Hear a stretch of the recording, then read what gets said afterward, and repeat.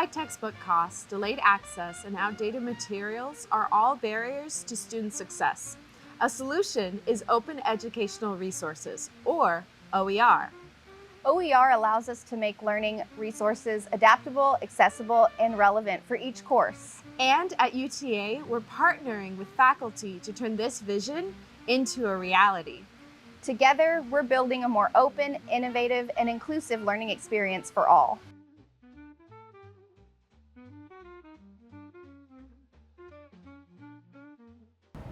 I'm Megan Zara, the OER librarian here at the University of Texas at Arlington. And I'm Lainey Allen, UTA's Learning Resources librarian. Open culture is the future. And we're going to show you how to be a part of it. You know, sometimes I think about how much learning has changed, and yet the basics, textbooks, course materials are still out of reach for so many students. It's true, and it's not just the cost. Access, timing, and being able to adjust the materials for the real needs of a class, it all adds up to barriers that make learning so much harder. That's where Open Educational Resources, or OER, come in. It's more than just free textbooks. OER means giving students and faculty the freedom to shape their learning experience. Education is essential, but access isn't always easy. UTA's OER initiatives makes learning affordable and adaptable. It's an effort to break down barriers to knowledge, making education truly open and accessible for everyone. At UTA, we're on a mission with our OER and digital scholarship team to make this vision a reality. We're collaborating with faculty to create resources that support our students and redefine how learning happens. When we talk about breaking down barriers, it really does take a whole team to make that happen. Absolutely. Our work isn't just about providing resources, it's about building relationships and supporting faculty every step of the way. Hey, Jessica. Hey. We were just talking about how it takes a whole team to make OER happen here. Yeah, I couldn't agree more. Our whole department is about teamwork, and I think that's what makes our work feel so impactful.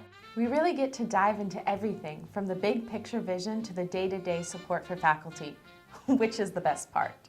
Absolutely. And my role as a director is to guide our mission and make sure we're doing everything we can to eliminate barriers to education. And I'm right there with the faculty, supporting them as they figure out how OER can work in their courses. It's exciting to see them light up when they realize how adaptable these resources can be. I agree, and you both do such a great job of building those relationships and helping faculty bring this vision to life. I love that part of my job. I get to connect the faculty with the full range of resources we offer, OER, course reserves, and everything in between. And it's really those relationships to faculty that make OER possible. Faculty trust us to support their ideas and make their courses more accessible, which is what we're all about. Right? It's so rewarding to work alongside faculty who are ready to try something new for their students. They're the ones who bring OER to life, and it's inspiring to see them tailor their courses to students' needs.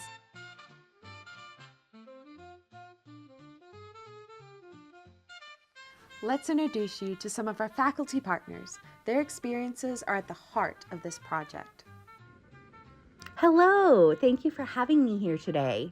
My name is Dr. Lisalee Egbert. I coordinate the ASL Studies and Deaf Studies program here at UTA. I'm also a professor here at UTA. In the world of ASL and Deaf Studies, accessibility is key. Now, let's shift to the field of public relations, where OER is helping prepare students for dynamic, real-world challenges. Hi, I'm Dr. Shelley Wigley, and I teach public relations in the Department of Communication here at UTA. I'm currently working on an open educational resource, a PR campaigns workbook that is going to be used in PR campaigns classes, which are the capstone courses for our PR majors. From the art of communication to the science of life, OER takes on a new meaning in the biology classroom, where adaptability meets engagement. My name's Dr. Dylan Parks. I'm an associate professor of instruction in the biology department, and I'm in academic professional track faculty, so my primary role is teaching students. Meanwhile, in the history department, OER becomes a bridge between the past and the present, fostering deeper connections for today's learners. Well, I'm Kim Breuer, and I'm an associate professor of instruction in the Department of History, and I teach mostly history of science and technology courses. But OER isn't just transforming history. It's also making a meaningful impact in social work where access to quality, adaptable resources is critical for preparing future practitioners. My name is Rebecca Mauldin. I'm an assistant professor in the School of Social Work at the University of Texas at Arlington. For each of these faculty members, OER was more than just a cost-saving solution. It offered the opportunity to transform the way they teach and engage their students. But their journeys all began in different ways, from discovering OpenStax to writing their own resources. Let's hear how they first got involved with OER. So initially when I was hired, I taught nursing microbiology, and the textbook that was being used was an OpenStax microbiology textbook. And I wasn't familiar with what OpenStax was, but this is a free online resource for students, and that was the first I'd been exposed to it. And I thought it was fantastic because the students could access it for free.